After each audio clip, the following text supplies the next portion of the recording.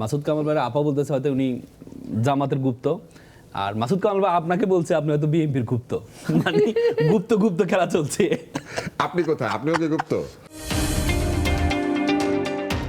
কোনো একজন বিদেশ থেকে যারা দেশ চালায় তারা বলল, যখন শফিকুর রহমান সাহেবের হ্যাক বলল যে হ্যাক হয়ে গেছে, বলল যে তার তো অ্যাডমিন 5-6টা, একটা গুপ্ত ছিল, ওই অ্যাডমিন তারে লিখে দিয়েছে।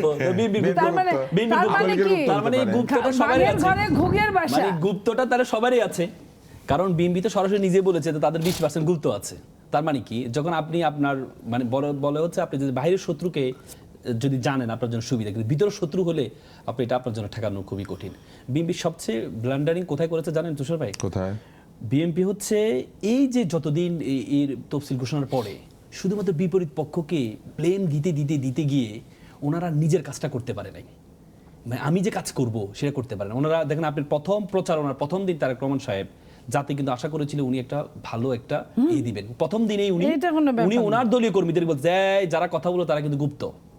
তার মানে আমি প্রথম দিনে আমি সেদিন যমুনা টিভিতে একটা টক শোতে আমি বলেছিলাম তারেক রহমান সাহেব থেকে আমরা অনেক কিছু এক্সপেক্ট করেছিলাম, কারণ উনি উন্নত বিশ্বে ছিল 17-18 বছর। তার মানে আপনি দেখেন না রসিকতা বলতে হচ্ছে রসিকতা, কিন্তু এটা তো আপনার একটা এই মানে আপনাদের চিন্তা ওই দলে মানে এখন কিন্তু গুপ্ত একটা গালি, চিন্তার একটা প্রসার, মানে ব্যাপারটা হচ্ছে দেখেন আপনি গুপ্ত কিন্তু একটা গালি। আপা একটু আগে বললো যে জামাতের লোকজন গিয়ে বিকাশ নাম্বার নিয়েছে, জামাতের লোকজন গিয়ে মাথায় হাত দিয়ে বলেছে যে তুমি তোমার ভোট দিবা, তাহলে জামাত যদি করতে পারে তাহলে আমি করতে পারি নাই কেন? মানে এই জিনিসটা তো আমাকে চিন্তা করতে হবে। জামাত যদি করে তাহলে আমি করতে পারি না, আমাকে কেউ বাধা দিয়েছে?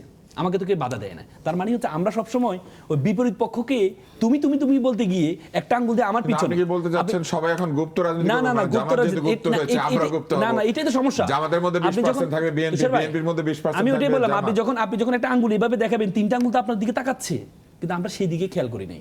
বিএনপির সবচেয়ে ভালো কাজ হতো বিএনপি ওই বিপরীত পক্ষকে বলতে গিয়ে তাদেরকে জনপ্রিয় করে ফেলছে বেশি।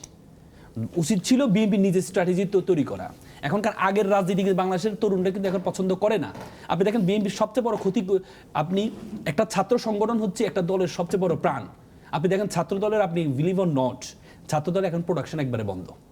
কারণ ছাত্র দলের আপনি দেখবেন ছাত্র দলের প্রত্যেকটা আপনি ইউনিভার্সিটির কমিটি দেখেন, প্রত্যেকটা ইউনিভার্সিটির কমিটি হচ্ছে বর্তমান স্টুডেন্ট যারা যায় তাদের চাচার বয়সের, সত্য কথা। এবং আমরা বিশ্ববিদ্যালয় থেকে আমরা পড়াশোনা শেষ করে আসছে 14-15 বছর হয়েছে, আমাদের ক্লাসমেট এখন হচ্ছে একটা বিশ্ববিদ্যালয় সেক্রেটারি।